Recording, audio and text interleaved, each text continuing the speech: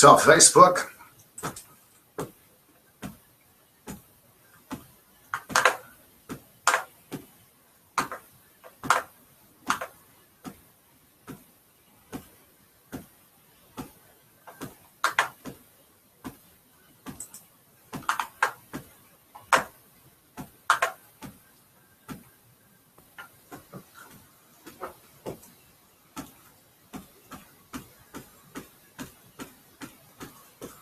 So yo, make sure you go out, get yourself that The World or Nothing CD. They're actually on sale now. They're going to be on sale. Well, they are on sale at Sunrise Records down at Park Place Mall. You can score them there. Blueprint Records right downtown here in Lethbridge. Blueprint Records right by the bus stops there. So on sale right now. Get your copy today. If you don't need a physical copy, I got download cards, or you could go online, Spotify, iTunes, Amazon, Google Play. It's all under $10 for the whole album. I think $9.99 some places, $9.95, $10, and about 99 cents a track. I gotta say my favorite track is Red Dresses. Take a look at that. I'm not even on the track, and I think that's a standout track on the entire album. Right now we're just jamming to some DJ Shub. Make sure you check out the Allied Arts Council of Lethbridge. They're presenting this thing called We Are All Treaty People. Free admission. That's tomorrow, June 1st, 7 to 8 p.m. That's the Southminster United Church, 1011 4th Ave South. That's We Are All Treaty People. Make sure you take a look at that. It's free admission, so head out there and take a look at that. I love shouting out our local events here. And you know, if you got some good music, hit me up a message. I'll play some music on here. We work with different mediums now. We work through Facebook Live, JessTV, just figuring out the kinks on that. And that's actually a YouTube channel. So you watch live on YouTube. We're working that out. Plus, you go onto the app, JessFM.ca, download that app, and you can hear all the music that we're playing right now. Unfortunately, the music doesn't come through on the Facebook Live feed. But if you go and you listen to the actual program, you can hear all the tunes. We play some good music on here. I try to focus on, the First Nations music that's happening, the contemporary music that's happening today. I like blues, hip hop, rock. I'm actually a big fan of classical music. Love powwow music. I could jam to that for sure. But yeah, so if you're down, share with me some songs, some music. If anybody's interested in being a guest on Tukk Live, make sure you hit me up. I love having guests on my show. Anybody who's done something cool, so if you just want to talk, just phone me.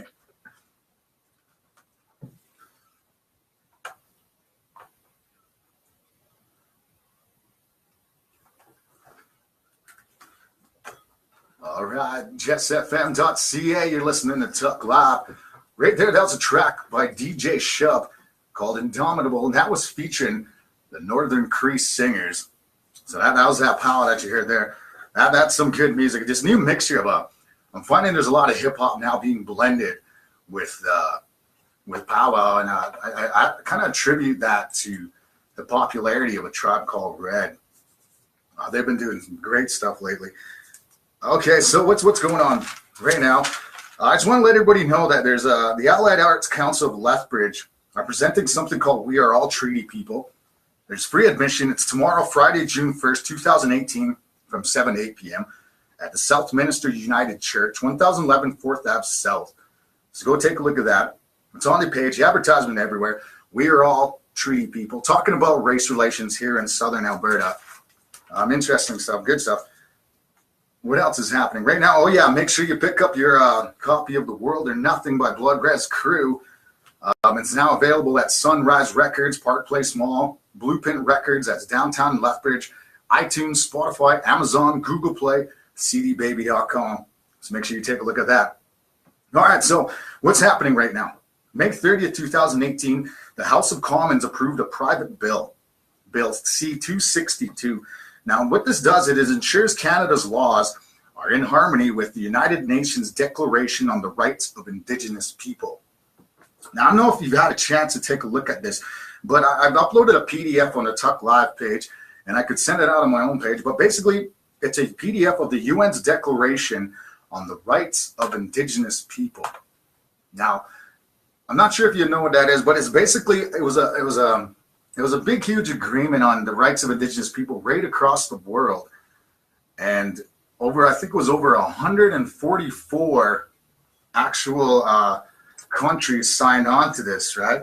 United Nations Declaration, and it's basically dealing with the human rights of Indigenous people, their rights to practice religion, their rights to be, I'm not sure if the word to be saying significant is right, but it's a right to be, there's a huge thing on it. If you could just go on and take a look at it, I mean, I think all Indigenous people need to read this. You got to take a look at it.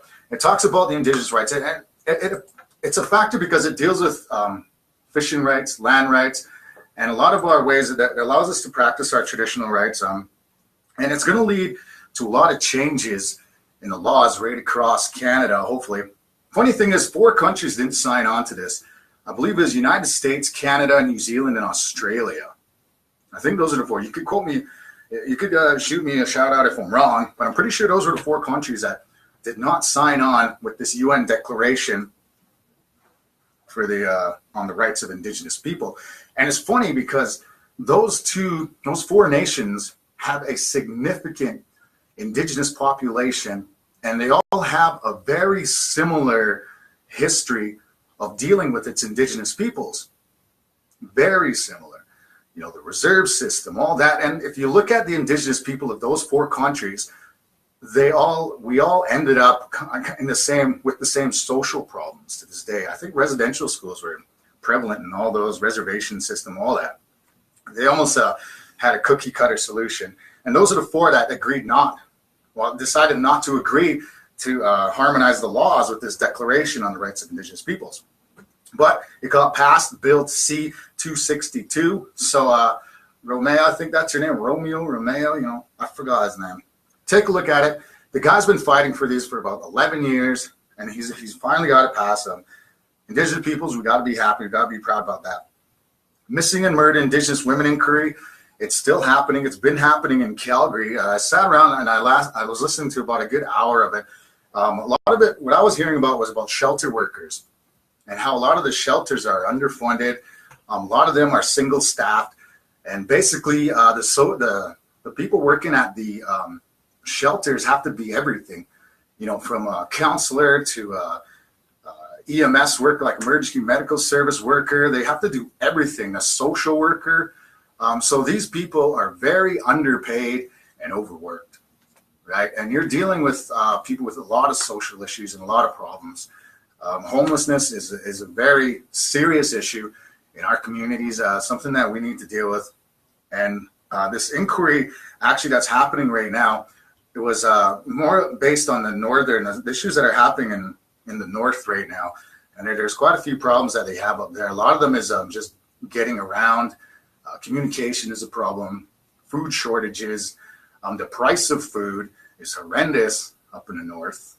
And suicide rates are huge up there. It's terrible. This is the missing and murdered Indigenous women and girls inquiry still going on today. It's in Calgary happening. And just to let you know that it's a real thing that's going on. I was just reading today that a 12-year-old girl escaped one of her captors. She was picked up after school, and the girl agreed the guy told her if she needed a ride home. She agreed. He took her to the edge of the reserve where they both got out of the vehicle, and she ran away. She was only 12, and she ran away from this guy. So it's a real thing.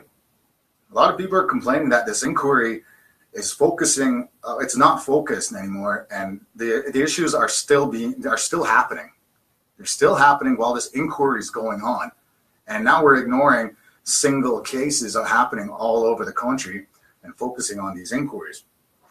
I could talk about that all day. Well, right now I want to move on to another issue. One of our bigger issues that are happening in Canada right now. The Liberal government recently decided to buy the Trans Mountain Pipeline. all Kinder Morgan Canada's core assets, which amounted to $4.5 billion. They agreed to buy this pipeline, which was at first, and it was an issue because people weren't sure if they should build it. A lot of the First Nations backed it. Some of them didn't back it. It was there's a big divide in the community, and as well, you got this huge divide amongst Canadians as well, between Albertans and people from BC, British Columbians. The majority of BC do not want this thing to be made, while Alberta can't wait for it to be made because they need the money, right? Alberta is a place of natural resources. BC, they like trees. But something's happening here, and it's dividing the country. It's dividing the entire country here, and nobody knew whether this thing should be built. People are talking about militarizing the building sites because they're worried about eco-terrorists showing up. Another thing is they're worried that the thing will burst, right? Because there's actually a lot of leaks that happen every single year. And just to give you an idea, Premier John Horgan, he's the Premier of BC. He on the potential risks of a real catastrophic oil spill, he says it does not matter who owns the pipeline. End quote. That's BC Premier John Horgan. So what he says is he's referring to this $4.5 billion purchase of the pipeline, and he says it does not change the risk of a catastrophic effect of a potential oil spill. So yeah, that's what he's talking about. He's talking same thing. He's warning about oil spills. And the funny thing is, while they're finalizing this $4.5 billion deal, patting themselves on the back, shaking hands, there was a leak from the Trans Mountain pipeline on Sunday, May 27th, just this past Sunday. Just before 5 a.m., 100 liters of crude oil leaked from the Trans Mountain pipeline in Darfield, BC. Now, it was fixed and restarted by 3:20 p.m. that afternoon, but the thing was, it leaked 100 liters of crude oil. Now, that's actually not very much if you think about it, because I did the math, and it's approximately about 50 pitchers of Kool-Aid. That's what I figured. 100 liters, 2 liters per pitcher, 50 pitchers of Kool-Aid. And, you could go through that in what? A month? Less than a month? Still quite a bit of Kool-Aid, right? But you go back, that was May 27, 2018. You go back to November 16th, 2017, less than a year before. And now I'm talking about the Keystone Pipeline in South Dakota. And this is what started the whole hashtag NODAPL movement, the huge movement that happened in South Dakota. People are getting hosed in the water, firebomb, flash bombs, whatever. A bunch of stuff went on down there. A lot of people got hurt. People got arrested, cops, dogs. It was terrible. It was one of the worst catastrophes in the Indian country. And this was over the Keystone Pipeline. Now, after all that, after the dust kind of settled on Thursday, November 16th, 2017, about 10:30 a.m., it was reported that 210,000 gallons, or approximately 795,000 liters of oil, leaked from the Keystone Pipeline in South Dakota. That was just this last year. I did the math, and that's approximately 397,500 pitchers of Kool-Aid. Now you know what I'm talking about, right? That's a serious oil spill right there. So that's the whole beef right here with the pipelines. And the government actually agreed. They agreed to buy it. They go out and they buy out Kinder Morgan Canada. They bought all their assets. And from what I know is every time a government dips their hands into business, money just disappears. Money just goes. Projects take way too long. And $4.5 billion, I believe, is really just the starting cost of what this is going to be. In the end, this could be doubled. This could be tripled. Like, I remember we're talking about militarizing these zones. We're talking about maintenance. We're talking about all sorts of factors that are going to come in after the $4.5 billion that it's going to take to create this pipeline. Now, I don't have a doubt that it's going to be made, honestly. The government's going to push it through. The reason why they bought it was because they wanted to make sure that it's going to be made. And this really is a Liberal government, Trudeau government plea to Western Canada to support his government. And also, but the only other thing is, I was just reading today that now the East, there's a I think it was called Power East or something out there, Energy East. Trudeau denied a big pipeline out there and gave this big, huge chunk of money to the West to give the West oil, but denied the East a little while back. You take a look at the Lethbridge Herald today. It says a little bit about it.